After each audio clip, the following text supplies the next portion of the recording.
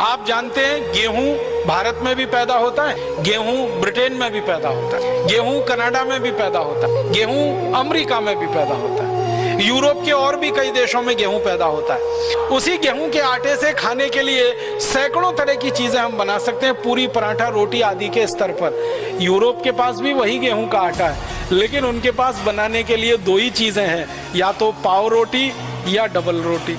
अब भारतवासियों का ये दुर्भाग्य है कि जिस भारत देश में हजारों साल से सैकड़ों किस्म के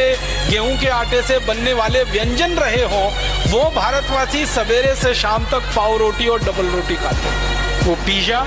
बर्गर, हॉट डॉग, इन्हीं